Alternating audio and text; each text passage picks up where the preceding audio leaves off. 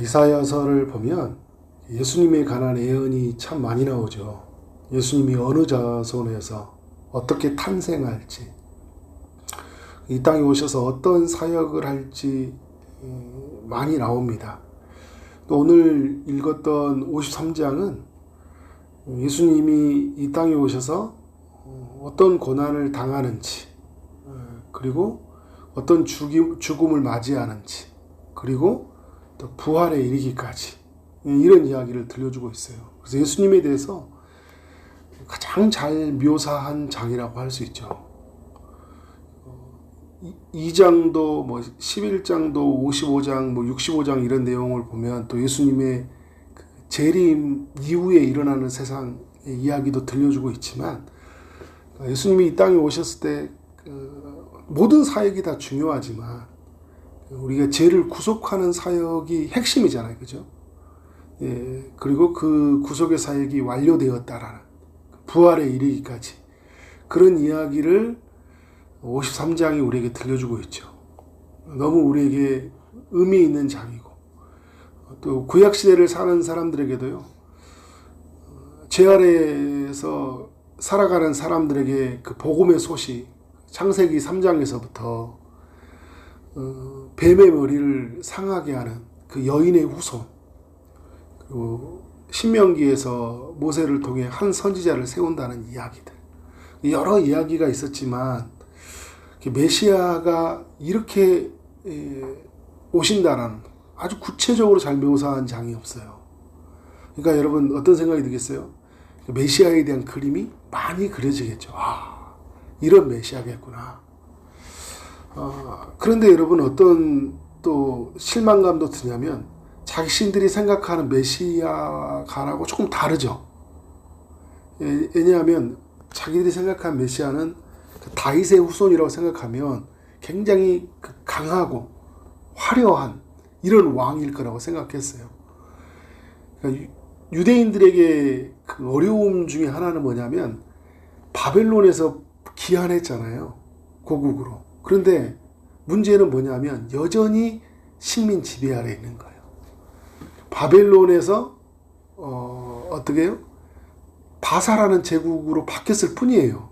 자신들을 지배하는 나라가. 다만 고국으로 돌아갈 수 있는 길만 열려진 거예요. 마음껏 신앙생활 할 수 있는 길은 열려졌지만 여전히 어떤 상태예요? 식민 지배의 상태에 있단 말이에요. 그래서 식민 지배로부터 해방되는 세상을 맞이하고 싶었거든요. 그게 진정한 해방이라고 생각했어요. 이스라엘은. 그러나 하나님 편에서는 진정한 해방은 어디에서 해방이에요? 죄로부터 해방이에요. 사단의 권세로부터 해방이에요. 그래서 누가 오셔야 돼요? 예수님이 오셔야 되거든요. 그런데 이스라엘 백성들도 남유다 백성들도 다 같은 편이라고 말씀드렸죠. 그걸 원했지만 이스라엘은 어떤 해방을 원하는 거예요? 자신들을 식민 지배로부터 벗어나는 그런 해방, 그런 그런 메시아를 원했다는 거예요.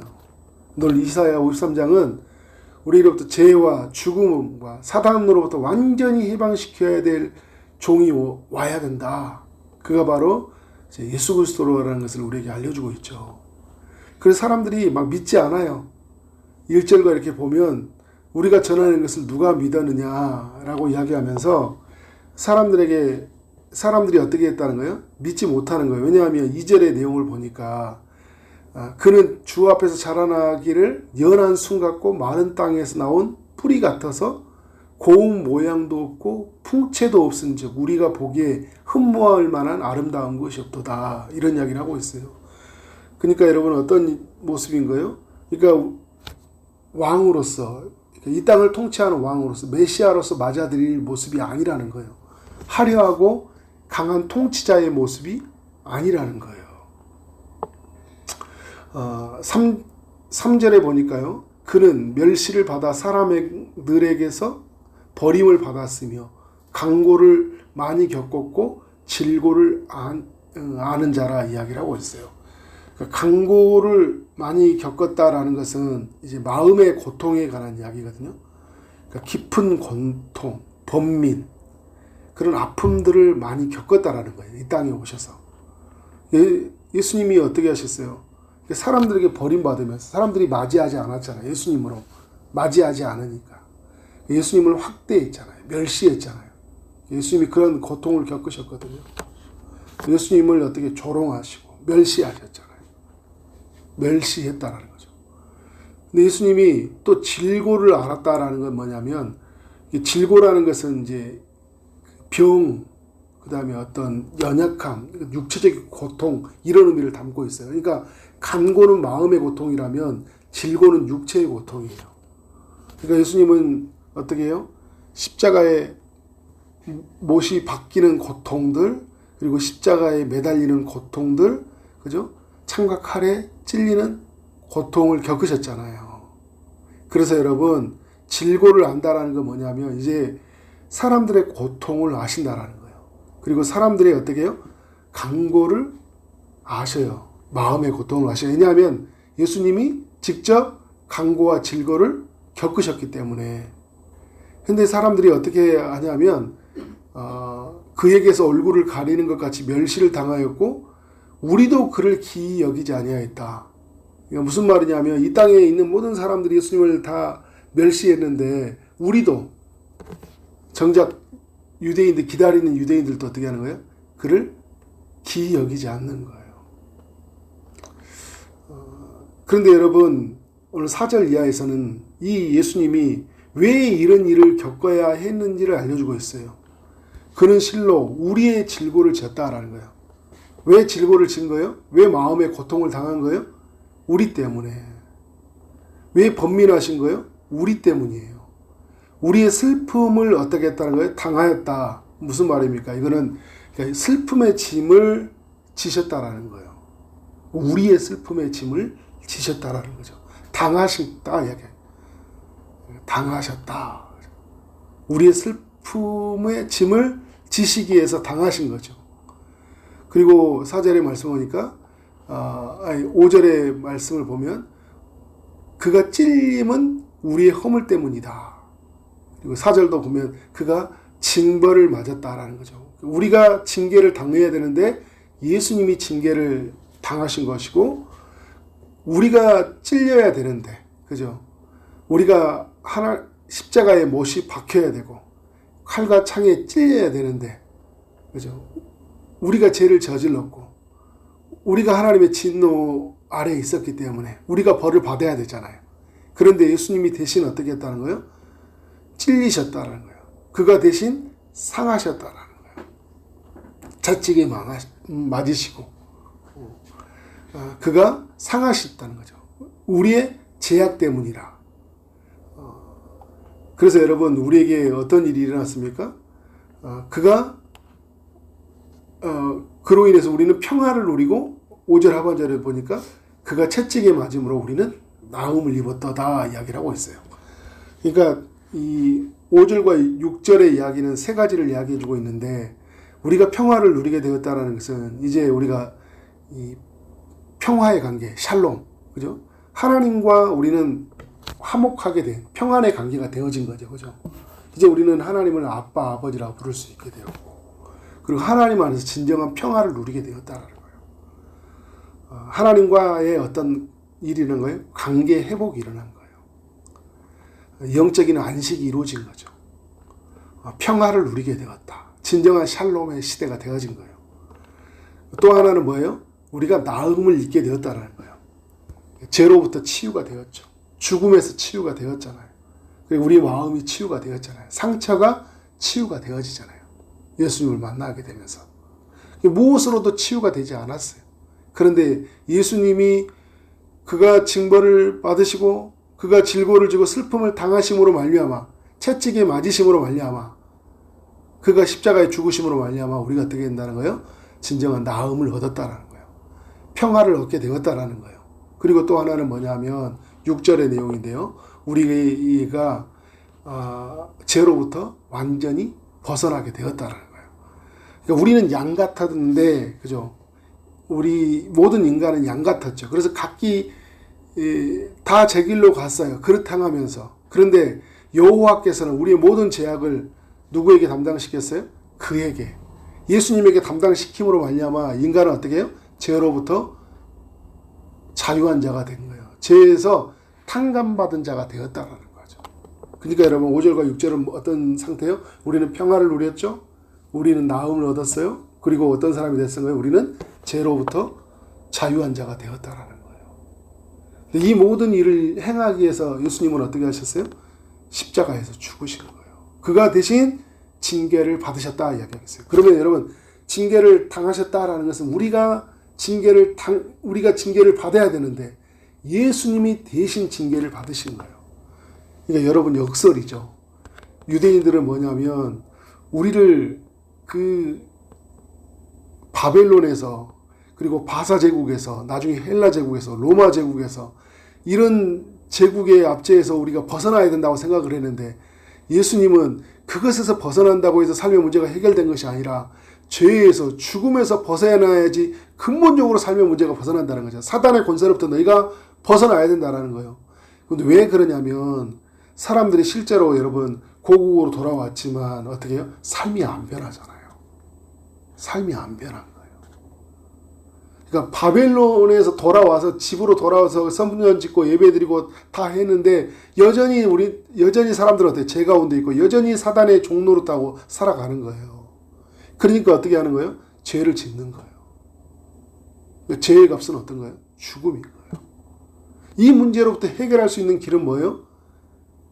이 문제를 해결할 수 있는 종이 오셔서 그의 모든 값을 지불하시는 거예요. 이게 하나님의 방법이에요. 이게 하나님의 역설인 거예요. 그러니까 여러분 인간의 생각과 하나님의 생각은 그래서 다르다라는 거예요. 우리는 여러분 뭔가 이렇게 힘있고 뭔가 화려한 것으로 우리의 삶이 이렇게 이루어져야지 우리의 삶이 뭔가 되어졌다 생각하는 거예요. 그런데 주님이 하시는 방법은 어떤 거예요? 고난이고 죽음이고 그죠? 찔림이고 상함이었어요. 그런데 그게 어떤 일이 일어납니까? 구원의 역사를 이루는 거예요. 근데 이것이 오늘 우리에게도 적용이 돼요. 그 주님이 어떤 일을 이루시기 위해서 우리를 어떤 역할로 감당하게 하십니까? 고난의 역할들을 감당하게 하셔요. 그래서 어떻게 합니까? 우리가 고난을 당함으로 누군가를 살리게 하시는 하나님의 또 역사가 있다는 거예요. 1절부터 6절은 예수님을 통해 우리에게 일어나는 일, 우리가 얻는 은혜를 이야기한다면 7절 이하는요, 우리가 예수님에 대해서 배워야 될 이야기라고 할 수 있어요. 물론 11절 같은 이야기도 그의 날이 10절 같은 경우 그의 날이 길 것이여라는 이 부활의 메시지가 있지만 그래서 우리가 예수님으로 말미암아 얻어지는 은혜가 얼마나 큰지 더 깊은 묵상이 있지만 우리가 더 7절 이하에서 뭘 생각할 수 있냐면 이 땅에 오신 그 예수 그리스도를 우리가 배울 수 있는 그 은혜가 있다라는 거예요. 근데 여러분 예수님이 7절에 보니까 곤욕을 당하고 또 괴로울 때 그의 입을 열지 아니하였다라는 거잖아요. 입을 열지 않았어요. 얼마든지 한가할 수 있었잖아요. 그런데 하나님의 뜻에 이끌리기까지 입을 열지 않았어요. 마치 도수장으로 끌려가는 어린 양과 털 깎는 자 앞에서 잠잠한 양같이 그의 입을 열지 아니하였다. 무슨 말이에요, 여러분? 고난을 기꺼이 감당하였다는 거고요. 그리고 하나님의 뜻에 온전히 어떻게 한다는 거예요? 순종하셨다라는 거예요. 온전히 순종하셨다. 근데 우리는 여러분 살다 보면 조금만 힘들면 힘들다. 나는 이렇게 이런 일을 감당해야 되나 막 이렇잖아요. 그런데 주님은 어떠세요? 끝까지 입을 열지 않으셨어요. 입을 열지 않아요. 근데 우리가 여러분 신앙생활 하면서요. 저도 많이 느끼는 게 뭐냐면 입으로 많이 까먹습니다. 하나님 받은 애를. 우리 입 때문에 그죠? 우리가 그냥 감당하면 되는데 그냥 하면 되는데 그죠? 뭔가 이렇게 힘들어서 그냥 입을 열어요. 그래서 다 까먹어요. 8절에서 그러잖아요. 그가 곤욕과 신문을 당하여 끌려갔으나 그 세대 중에 누가 생각하기를 그가 살아있는 자들의 땅에서 끊어지면 마땅히 형벌받을 내 백성의 허물 때문이라 이야기하고 있어요. 그래서 여러분 억울하고요. 부당한 재판이 있었죠. 빌라도에 부당한 재판이 있었죠. 그래서 죽으셨는데 그런데 예수님은 어떻게 해요? 마땅히 형벌받을 내 백성의 허물 때문이라. 그러니까 백성의 허물을 자신이 지어지고 가야 된 것 때문에 어떻게 하고 있어요? 그것은 내가 해야 될 일인 거예요. 그런데 어떻게 하고 있어요? 그 일을 끝까지 감당하셔요. 9절에 보니까 그래서 여러분 어떻게 해요? 그 완전한 무죄와 거룩함을 끝까지 지키는 모습들을 보이죠. 그러니까 예수님은 이렇게 그 죄의 형벌을 죄가 없으신데 죄의 형벌을 받았잖아요. 우리의 죄를 위해서. 그런데 예수님이 죄가 없으신 분이라는 것을 우리가 알려주는 게 뭐냐면 끝까지 죄를 짓지 않았어요. 강포를 행하지 않았다는 거예요. 사람들이 막 죄를 짓잖아요. 그럼 우리도 이럴 때 있거든요. 십자가에 매달리면 우리도 같이 함께 죄를 저버릴 때가 있어요. 그런데 어떻게? 죄를 안 지시는 거예요. 입에 끝까지 거짓이 없으세요. 10절에서 이야기하잖아요. 하나님이 이제 그 마지막 절에 보니까 그 자기 자신을 영원 석권제물에 드리고 그의 씨를 보게 되며 그의 날은 길 것이요 이야기할 때 그가 죽으셨는데 그의 죽음으로 끝나는 게 아니라 이제 씨를 보게 되면 그의 날은 길 것이라는 것은 죽음에서 살아나셨고 다시 이제 부활하셨다는 이야기예요. 그런데 여러분 이 모든 일이 이르기까지 예수님이 어떻게 해요? 끝까지 순종하셨다는 거거든요. 그런데 그러면서 이런 이야기 하잖아요. 그의 손으로 여호와께서는 그의 기뻐하시는 뜻을 성취하리로다. 그러니까 하나님이 성취하시는 과정에서 뭐가 드러나냐면 예수님의 그 마지막까지 하나님께 드려지는 순종을 이야기해 주고 있어요. 예수님의 순종이 없었다면, 끝까지 드려지는 순종이 없었다면 이런 일은 없었겠잖아요. 그러니까 우리에게 중요한 이야기는 뭐냐면 끝까지 우리가 예수님의 그 순종을 우리가 끝까지 순종하셨던 것처럼 우리도 어떻게 해요? 끝까지 순종하는 우리의 삶이 있어야 된다. 그리고 11절에서 예수님은 뭐냐면 자기의 영혼에 수고한 것을 보고 어떻게 한다는 거예요? 만족하게 여기셨다. 그죠? 만족하게 여기시고. 이렇게 살아온 삶을 만족하게 여긴 거예요. 12절에, 그래서 12절에도 어떤 걸 보여주냐면, 그가 많은 사람의 죄를 담당하며, 그죠? 많은 사람의 죄를 담당했죠. 그리고 어떻게 해요? 범죄자를 위하여서 기도하였느니라. 왜 이런 삶을 사셨어요? 이 일을 살기 위해서 오셨고, 그래서 결국은 이 일로 말미암아 인류에게 구원을 허락해 주셨잖아요. 너무 빛나는 삶을 사셨죠. 너무나 아름다운 삶을 사셨어요. 이 예수님을 우리가 구주로 만난다는 것은 너무나 큰 영광이에요. 영광스럽게 우리가 예수님을 구주로 만났잖아요. 그죠? 화려하고 그냥 강한 군주로서의 메시아가 아니라 고난받은 이 종을 우리가 하나님의 아들로 만나게 된 거예요. 그래서 여러분, 우리가 예수 그리스도를 만났다는 거, 그래서 그 예수 그리스도로 말미암아 진정한 샬롬의 삶을 살게 되었다는 거, 죄와 사망에서부터 치유받았다라는 거, 사단의 권세로부터 우리가 해방되었다라는 거, 그것은 우리의 최고의 기쁨이고 우리의 최고의 자랑이다. 그래서 이 은혜를 우리는 어떻게 해요? 오늘 또 이제 마음껏 누려야 돼요. 왜냐하면 우리는 예수님을 구주로 만난 사람들이 되었기 때문에. 그죠? 그랬으면 좋겠다라는 게 아니라 그런 일이 우리 가운데 이루어진 거예요. 이 고난받으신 예수 그리스도를 깊이 생각하는 하루가 되었으면 좋겠고, 그리고 고난당하신 예수 그리스도의 그 모습을 우리가 닮아가는 그런 삶이 되었으면 좋겠습니다. 그렇게 사는 우리 모두가 되어지기를 주님의 이름으로 축원합니다. 아멘.